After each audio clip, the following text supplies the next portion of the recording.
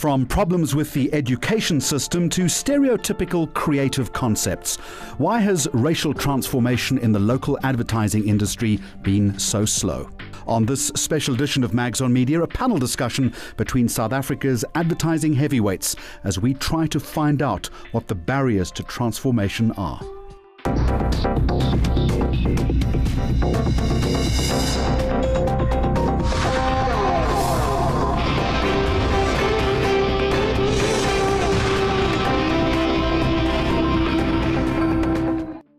The Brand Council of South Africa recently staged a panel discussion between South Africa's advertising heavyweights to find out what the barriers to racial transformation in the industry are and why transformation is happening at such a slow pace. A poor turnout with very few industry leaders paying testament to a potential lack of interest or will to make the necessary changes happen. Founder of the Ignitive agency and well-known ad man Muzi Kuzwayo was part of the original panel, but he staged a walkout saying that he was tired of having the same conversation over and over again. He relinquished his seat to his business partner, Phumi Mashego. With those shenanigans over, it was time to get stuck into the big issues. The Chief Executive Officer of the Association for Communication and Advertising, Odette Roper, placing the blame at the door of government, saying that a change in administration, a lack of qualified staff, and general confusion about processes and procedures have largely been responsible for the delay in promulgating an official transformation charter. But new panel member Phumi added another more worrying perspective. When we look at our panel, we see transformation. But I think when we look into the room, we then see a different picture. And transformation and the charter really are just the key. But if the doors are bolted from the inside, we're all South Africans, you know how well that bolt works, right?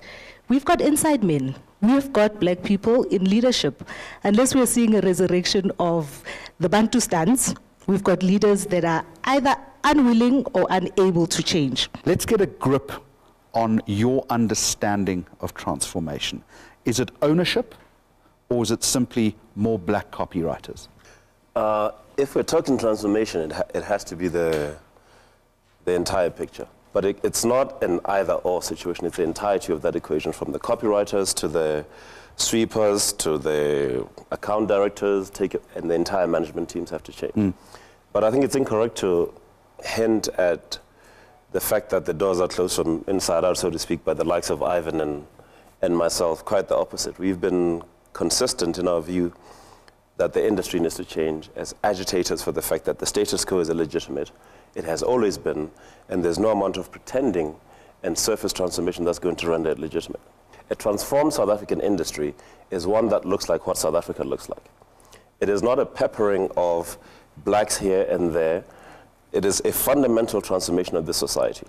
The problem that we have, I think, on the issue of whether South Africa has transformed it or not, and it hasn't, is the fact that there are people who are moving from a paradigm that we're going to assimilate a few blacks, leave the center of gravity firmly white, and then everything is going to continue, rather than saying South Africa should never have been the society that it was. How do you shift the center of gravity in agencies right now? We need help from our clients. I'm appalled at the number of opportunities that are decided upon where transformation is just okay, you'll get past qualified, and then beyond that it doesn't factor. That's nonsense. Particularly when you're speaking in the main to a marketplace which is predominantly black. Yes, the economics are still such that the concentration of buying power in certain categories is with the minority populations, but that's not going to last forever, as you've seen with the transformation of the middle class.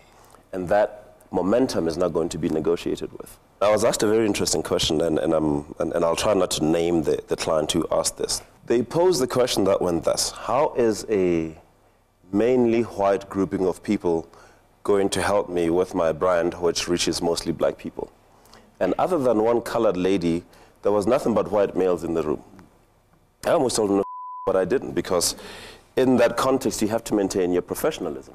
I was insulted at the fact that somebody had the gumption to ask me that. I maintained the politenesses, Jeremy, because we do have a business to grow, and we have to maintain professionalism and bonuses. But we then proceeded to have a genuine discussion around saying, you have a recycled payoff line that used to be a payoff line for a beer that's now selling something completely different. Why would you do that if you have a respect for for your target markets. I hope I didn't cost us the pitch, but I needed them to know that that's the truth, and that's what's wrong with not having a transformed boardroom, because the marketplace was being translated to them, and they didn't know what they didn't know.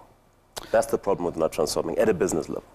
Funeka Montjani from Standard Bank, you're listening to all of this. As a client, does this fill you with any hope at all, or are you listening to an industry that is simply at war with itself and is driven by mass confusion? So two perspectives. The first one is that I don't get it. I come from a banking industry where 5-10 years ago, people would have said that it's not possible to have transformation because you have in the retail part of the bank, you've got a lot of branches where maybe you can get black people, but when it comes to credit and everything numerical, you can't. But I sit today leading a team that is 50% black people and 50% women at top level. And it was simply because one leader, 7 years ago, Peter Schlebusch, stood up on Women's Day and said, this is going to stop. I don't know how we're going to do it, but trust me as your leader, we are going to go a different way, and invited us to walk a different path. It took absolute decisive leadership, and it took 5 years to get it done. So when I'm sitting here and I'm listening to this, and I'm looking at the room, I'm like, what? I just think, I don't get it. I suppose I've walked the pain, and I know how tough it is, and I know how painful that process is. But I just think that, for me, I don't think that it makes, any of the things I'm hearing, I think they don't make any sense. Secondly, as a client, the work that comes up out of this industry absolutely is affected by the lack of diversity. I mean, I will give you a specific example. I hope nobody, even my own team, doesn't take offense. I mean, to have an inclusive banking or mass market banking of a dancing grandmother. My grandmother doesn't dance. Of a dancing grandmother, and then being told that this ad is received positively.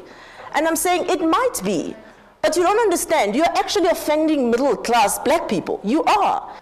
The context is all wrong. You're missing nuances. So those are the reasons why you need to actually have different people, because you're actually now appealing to a different market. And for me, dancing black people is just an example of just missing the mark and it's very well-meaning, legitimate people, but it's just about the lack of diversity and of perspectives. So, Odette Roper, is the industry lacking leadership in this respect? We've had in our sector, well, in the education system, we've had a large degradation of the education system. For example, art has been removed from the curriculum from basic education. This has posed a major obstacle in terms of attracting transformed talent into tertiary institutions like, for example, the AAA School of Advertising. And what happens is government has set quite stringent benchmarks in terms of what you need to achieve from a matric perspective in order to gain a tertiary institution or to have access to a tertiary institution. They've also reduced the pass mark to 30%. So what you now have is kids coming out of matric with a 30% pass mark, trying to get into a tertiary institution to do a creative course with no art, or worse than that, they can't spell. We've put a bridging course in place, and we're trying to get more black talent into the pool. I think the charter is not going to fix everything. The charter is mainly going to be a firm, fixed blueprint that has guidelines to help companies achieve transformation. It's not going to be the end point. It's going to be the beginning point. Okay, let's get the two agencies to respond to that. Let's start with Ignitive at the end. Is there a lack of pipeline talent? And if the education system was improved incrementally, there wouldn't be a problem. I tend to think that might be a little simplistic. We cannot buy into the lie that there is a lack of talent. We can't say that we are the only people, we are the only industry that has been affected by the way that the Department of Basic Education has restructured. So all matriculants, whether they come into banking or whether they come into advertising, are working on a 30% pass rate. The reality is that we do need strong leadership, but we're not going to get it. Because the problem with our industry is that it is largely owned by multinationals. We've got super groups running our industry, and those super groups have a completely different objective, which is profit. The transformation agenda is a country agenda. So we may have 20% leadership. We may have, in fact, we've got in strategic, in creative, and in operational leadership of almost every agency, we've got black talent. And they cannot say that they are unable to make the decisions. Funeka, to your point of the dancing granny for an access point at Espaza, there are black people that have agreed to have this ad on TV. Those people are in your organization. That ad had to be signed off by the client. So we all buy into the lie. We all buy into the lie because it is easy. Let's stay with the theme of talent acquisition first. This nonsense of there's no talent is, if you're looking on a narrow basis of what constitutes talent rather than potential and capability, you won't find the talent. So you can't find what you're not looking for. You can't win what you're not contesting for. More from this debate when Mags on Media continues as we look at the difficulties in finding diverse talent.